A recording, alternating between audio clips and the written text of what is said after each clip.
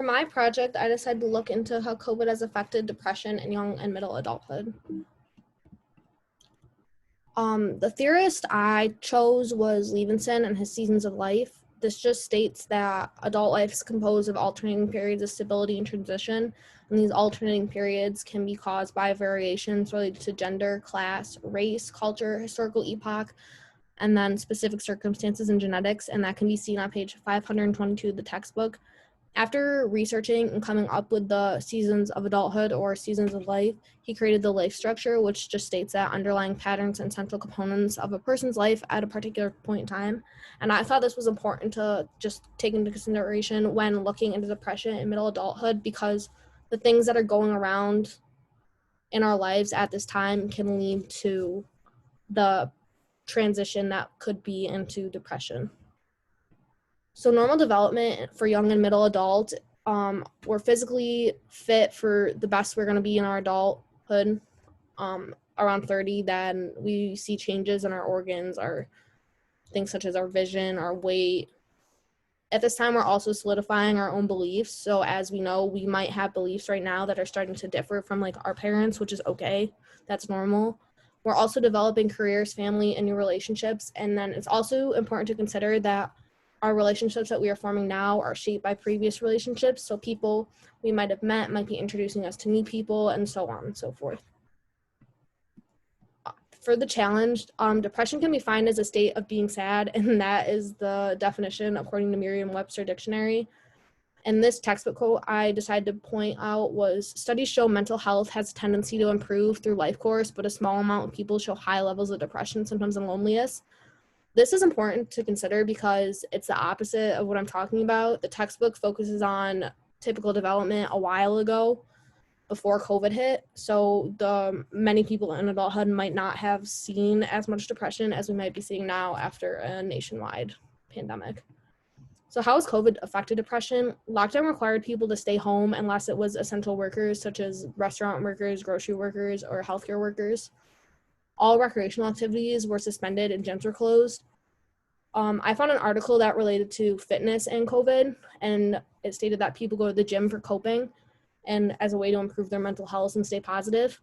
And the same article stated that the prevalence of severe depressive symptoms increased by 1.9% during the initial months of the pandemic.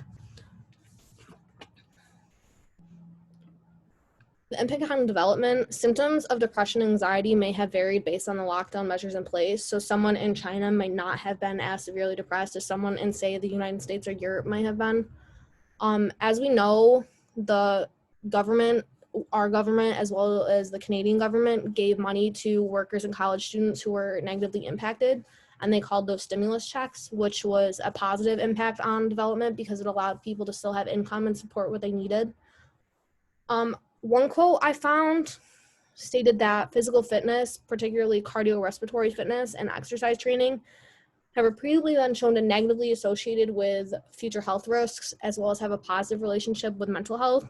What that just is saying that going to the gym and working out is a positive impact on mental health and a negative impact with getting future diseases. And then in a second article, it states that depression and anxiety symptoms, according to different levels of pre-existing symptoms, revealed that young adults with low levels of symptoms before the pandemic experienced a deterioration in mental health, which just states that if there was someone who had symptoms before, their symptoms just worsened during the pandemic.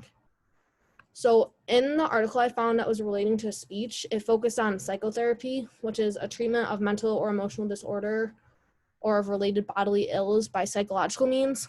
And in the article, it stated that this was a dynamic process of what happens now is a consequence of what happened before and a starting point for what will happen.